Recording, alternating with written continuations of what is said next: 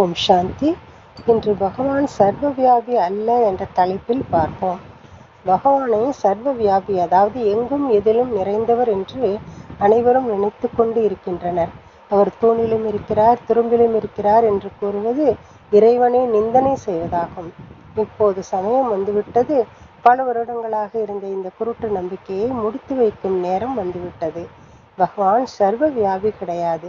கீதை நமது உயர்ந்த சாஸ்திர சிரோன்மணியாக இருக்கிறது. அதில் எந்த ஒரு இடத்திலும் பகவான் சர்வ வியாபியாக இருப்பதாக சொல்லப்படவே இல்லை.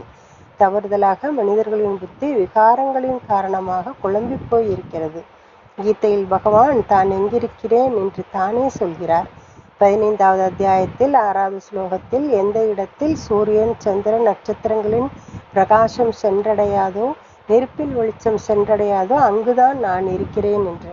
எல்லாவற்றிலும் உயர்ந்த பரந்தாமமாகிய இங்கு வரக்கூடிய ஆத்மாக்கள் மீண்டும் கலியுகம் வரமாட்டார்கள் என்று.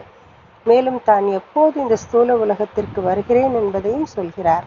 யதா யதாஹி தர்மஸ்ய கிளானிர்பவதி பாரத என்ற ஸ்லோகத்தில், எப்போதெல்லாம் அதர்மம் தழைத்தோங்குகிறதோ, தர்மம் நிந்தனைக்கு உள்ளாகிறதோ, அப்போதெல்லாம் தான் அவதரிப்பதாக சொல்கிறார்.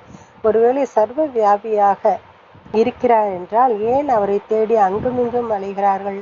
முகத்தை மேல் நோக்கி பார்த்துத்தானே இறைவனை, ஹே